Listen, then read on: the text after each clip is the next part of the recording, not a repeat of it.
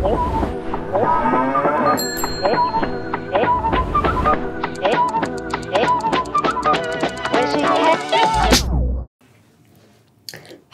welcome ladies, gentlemen, and everyone in between. Welcome to Going Dutch, Hanze podcast on all things Dutch. We dive into everything from student life and stereotypes to frat culture and beyond. We're your hosts, Daria and Natasha, and we're here every other week to explore Dutch student life in Groningen and uncover what the authentic Dutch experience is truly like. We're here to share a fresh take on Dutch culture through the eyes of internationals. And in today's episode, we're talking about Dutch stereotypes. You'll get to know a bit about us and where we come from, hear about our first impressions of the Dutch, and we've even got a Dutch guest to tell us about what they think about these stereotypes. So thanks for joining us, Afke. Yeah, of course.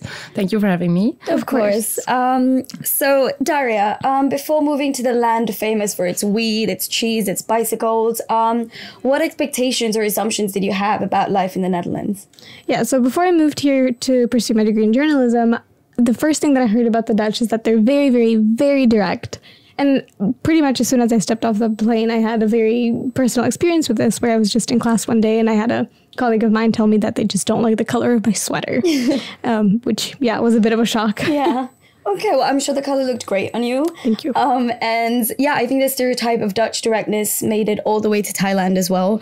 And I think after living here for 2 years, I would say I do agree with that. I can attest to that the Dutch are some of the most bluntest and most straightforward people, especially considering how many times I've been told that I'm very, very short. I did not know that. But yeah, I don't necessarily think it's a negative trait. I've been called direct myself my entire life. So I think it's refreshing to communicate with people that, communicate the same way as well. So, Afke, why do you think the Dutch are known for being so direct? I don't know. I grew up with it, like people being direct to me. So for me, it's kind of natural. But for me, I tend to not be as direct as most people in the Netherlands, I feel like, because I also feel like it can be really rude. I can be direct when it's like the right situation, but not with people that I barely know. I'm just like, okay, I'll keep my distance. But I don't really know why it is like how it is, because I don't know why people are so fucking direct with their opinions here. Okay. And have you ever felt, in your personal experience, like your fellow Dutchies were too direct with you? Is that a thing, or? Yes, definitely. Yeah? Yes, at work as well. Like some people, especially older people, just call out whatever they want. And some people tell me that my piercing looks stupid or something, and they just tell me off the bat. And for them, it's not weird to say. Okay. And is that something that bothers you? Sometimes it does. I'm like, it's so not necessary to comment on that. And sometimes I'm like, okay, yeah, I'll just leave it. I don't really care about it. It depends on the situation and who says it to me as well. Okay.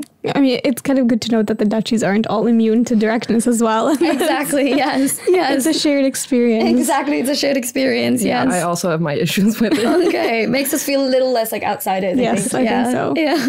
Natasha, what about you? What stereotypes did you move into the Netherlands with? Well, I would say another one that, again, made it all the way to Thailand, would say, is how frugal the Dutch are with their money, or, just their approach to money. But yeah, I think I have mixed feelings about this one, because I have definitely met Dutchies that are as generous as they are tall. For example, Afke right here. But I've also had experiences with Dutchies that are a bit more frugal. For example, at work, they throw us these staff parties every, couple of times, like couple of months.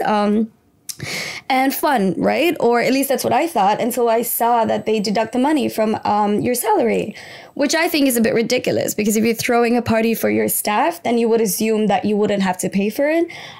So yeah, that was a little insane for me. But what about you, Daria? Do you share this sentiment, or have you had any experience with frugality amongst the Dutch? Yeah, I mean, my parents kind of educated me to be financially responsible. And I think when you come to the Netherlands, like, you learn how to do it. And I personally really love it. Like, it really teaches me how to take care of my money. And I think especially, first time living on my own, it's like a really useful thing to know how to do that on, for the first time. But I really love tiki culture. It may be a hot take, but I think it's the best thing ever. Because when you go out, it's really easy to kind of not pay attention to how much you're spending. But because someone says, oh, I'll just pay for it, blah, blah, blah. But when you have to pay for that yourself. You're like, okay, so then I'm going to really sit down and think about what I want to do today. Which, yeah, I think it's a really great thing. And once you get used to it, it has value. Yeah, but what about you, Afke? What do you think about it? Well, I feel like a lot of people that I know are also like that, like very much sending tickies for everything. Like even if it's 50 cents, they'll send you a tickie. But for me, it's like, especially if I really know you very well, I will not send you a tickie unless it's like above 10 euros. Or like if I really buy something for you, if you ask me to. But like with my stuff and with money, I'm like, I'll give out to whatever people are around me, to my friends and whatever, because I feel like sharing is so much more fun with people, and then to keep it all to yourself and to be like very much like, oh, I'll send you a tickie for that because you like used a little bit of my stuff. Because some people do that, and I think that's kind of ridiculous. But with some things, I do agree with like sending tickies for if I buy you cigarettes or something, I am gonna send you one. Yeah. I think also a thing that makes me appreciate, like the tickies makes me appreciate more, is when you actually just go out and you tell your friends, I'm treating you to whatever, a coffee today, a meal today. That makes it even more special, I think, because you're really like celebrating the occasion as well and not putting the pressure on them to contribute. So I agree with that. Sharing is caring sometimes, and it's very nice. Yeah. No, for sure. I do agree. I think the tiki culture does keep us responsible for sure. And I don't think it's fair to expect someone else to pay for you. Absolutely not.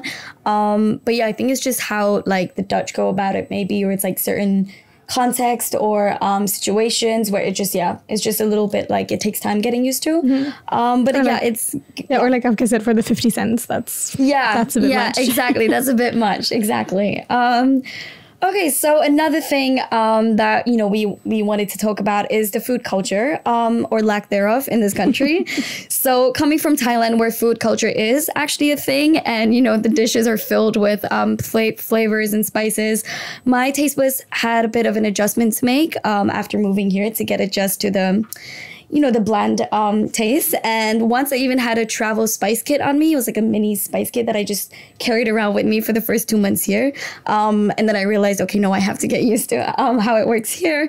But I do think it's a little bit ironic, you know, considering the Dutch colonized Indonesia for its spices. I mean, I think you'd expect that they bring some of those spices back home. But yeah, like what are your thoughts on Dutch food culture, Daria? Well, I'm Romanian, and food in Romania is also very flavorful. And it is an adjustment kind of coming here after that. But I do think that there's some really nice Dutch dishes that, you know, when the weather's like it is today, which is cold and miserable, like I kind of dream of a plate of stamppot, to be honest. It's just so cozy and so nice and so warm. And they're so easy to make too. So I think like that's a take in my book for Dutch cuisine, how easy it is to cook it. And it's also really easy to be veggie here. Like, I'm vegetarian and I have been since I've lived here, because it's so easy to find meat alternatives and recipes that, you know, you can swap things out for. So yeah, I think it's not too bad. Plus, oliebollen, we have to give a shout out to oliebollen this time of year. So yeah, I can get behind it. An adjustment, but it's good. Okay, that's fair. I do understand the cozy and the easy aspect of it. I've still never tried an oliebollen, so I do have to try that. And yes, I do agree with you. I think as a vegetarian myself, it is incredibly easy and accessible to be a vegetarian here. I think I would have to say it's probably the most veg-friendly country that I've lived in. So it is nice to be able to save animals and have plenty of options as well. And I do think when it comes to snacks, you Dutchies have definitely, like, you have a knack for deep fried treats. And I think you've kind of mastered that as well, putting them in walls and whatnot. But I think I will need 2 more years to get used to the bread and cheese lunches, though. I don't know how you do that. But what are your thoughts on the food culture here, Afke? Well, I've had a blessing with my mom because she can cook very good from every kitchen. And I also hate the bread and cheese lunches. I cannot get behind that. But I do love a good stamppot or a snert or an oliebol. And yeah, I get it. It's kind of bland, but it's just getting used to, I guess. And also, I still cannot handle spicy food very well because my mom always has to cook like a separate portion for me without the peppers. Oh, okay. But I do like spices, but I love the bland food as well sometimes, just because it's easy to get down as well. Yeah. Okay, well, I mean, Because like when I go eat at restaurants, and even if it's not Dutch cuisine necessarily, you know, if it's just food in the Netherlands, I still find it quite bland. But that's just me. Like I know I'm from Thailand, but what about you? Have you been to restaurants or cafes and you eat something and you're like, oh, that requires more spice, or I wish I could season it more? I have been to a couple of restaurants where I was like, okay, when my mom cooks this, it has a lot more flavor. And I just think that it's also because a lot of the people that do come there is like they want the bland and they're used to like not as much spices as you are used to. So I think that's why they also kind of tone it down in the restaurants, because the Dutch people are just not as used to spices. Okay.